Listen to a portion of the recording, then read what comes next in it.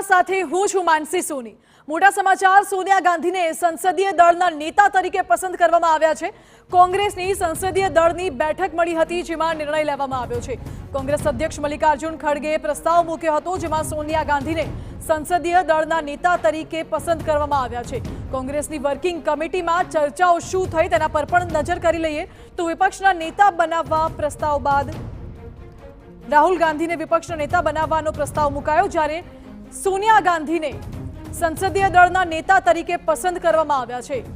Congress working કમિટીની બેઠક મળી હતી જેમાં ગઠબંધનના તમામ જે નેતાઓ છે તેઓ પણ ઉપસ્થિત રહ્યા હતા અને બેઠકમાં કોંગ્રેસ અધ્યક્ષ મલ્લિકાર્જુન ખડગેએ આ અંગેનો પ્રસ્તાવ રજૂ કર્યો હતો।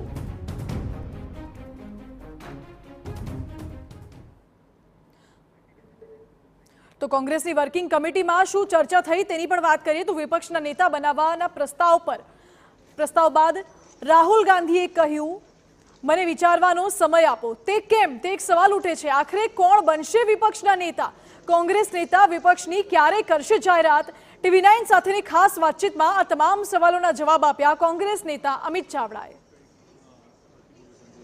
દિલ્હીમાં જ્યાં એક તરફ એનડીએમાંથી મંત્રીમંડળમાં કોણ હશે તેને લઈને મંત્રણા ચાલી રહી છે તો બીજી તરફ કોંગ્રેસમાં પણ નેતા વિપક્ષ કોણ બનશે લોકસભામાં તેને લઈને પણ સતત જે બેઠકોનો દોર છે તે ચાલી રહ્યો છે। ત્યારે વાત કરવા માટે ગુજરાત કોંગ્રેસ નેતા અમિતભાઈ ચાવડા ઉપસ્થિત છે। અમિતભાઈ, સતત સવારથી CWC ત્યારબાદ હવે એક આખી જે બેઠક છે તે બોલાવવામાં આવી છે।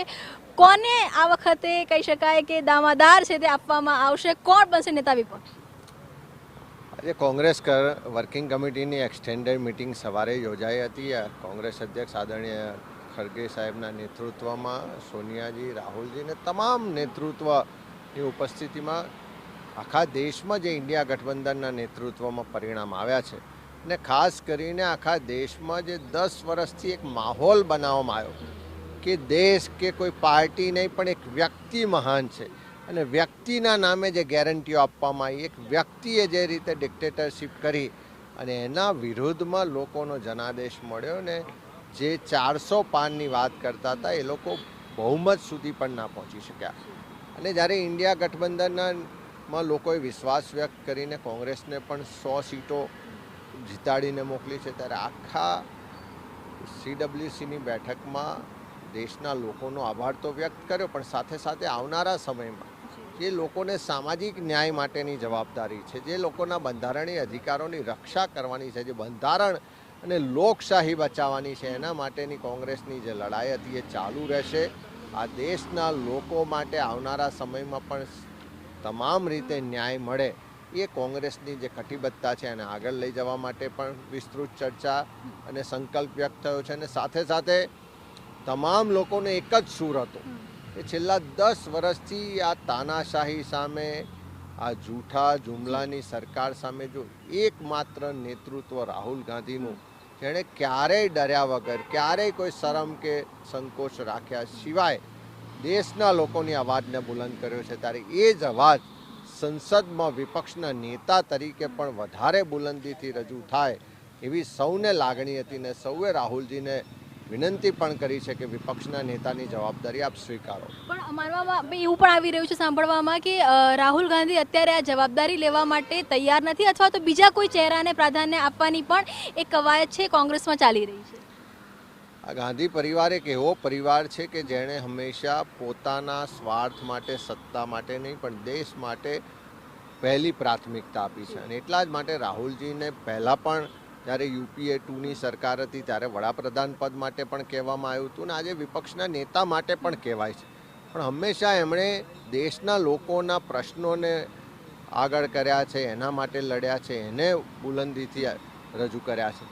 અને આજે બધાનો એ જ સૂર હતો કે તમે જે રીતે ભારત જોડો ન્યાય યાત્રા કરી, ભારત જોડો યાત્રા કરી અને એના દ્વારા આખા દેશના લોકોમાં જે સામાજિક સદભાવ વધે, ન્યાયની વાત હોય કે અધિકારની વાત હોય, અન્યાય સામે લડવાની જે હિંમત આપી છે એ જ હિંમતને વધારે મજબૂતાઈથી લોકો સુધી પહોંચાડવા માટે તમે આ પદ સ્વીકારો એવી બધાની લાગણી હતી। રાહુલજીએ બધાને સવારે કીધું હતું કે સાંજે કોંગ્રેસ સંસદીય પક્ષની પણ બેઠક છે ત્યાં પણ ચર્ચા કરીને આવનારા સમયમાં એના પર સુધીમાં જાહેરાત થાય એવું લાગે છે। આજે સાંજે કોંગ્રેસ સંસદીય દળની પણ બેઠક છે। બધા જ સંસદ સભ્યોને બધા ચર્ચા વિચારણા કરીને પાર્ટીનું નેતૃત્વ એ નિર્ણય કરશે કે સંસદમાં વિપક્ષનો નેતા કોંગ્રેસનો નેતા કોણ હશે. અમિતભાઈ, અંતિમ સવાલ કે જે રીતે અત્યારે એનડીએ દાવો કરી રહ્યા છે કે 5 વર્ષ સુધી એનડીએ એકજૂથ થઈને કામ કરશે, ઇન્ડિયા ગઠબંધનને પણ એ વિશ્વાસ છે કે 5 વર્ષ સુધી આમાંથી એક પણ પાંદડું નહીં ખરે? આજે જનાદેશ છે એ 10 વર્ષના શાસન વિરુદ્ધનો જનાદેશ છે. આજે જનાદેશ છે એક વ્યક્તિનું જે અભિમાન હતું કે કોઈ પક્ષની નહીં પણ મોદીની ગેરંટી, એને નકારતો જનાદેશ છે.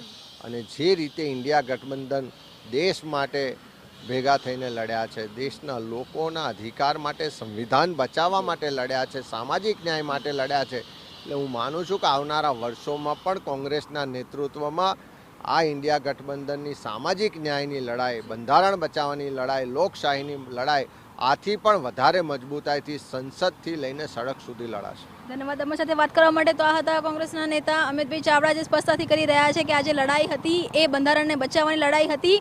રાહુલ ગાંધી નેતા વિપક્ષ બને તે માટે સર્વસંમતિ છે, પરંતુ જે નિર્ણય છે તેને થોડી વાર પછી જાહેર કરવામાં આવશે, પરંતુ લડાઈ છે એ સંસદથી સડક સુધી ચાલુ રહેશે. કેમેરામેન ઇમરાન સાથે કિંજલ મિશ્રા, TV9 દિલ્હી.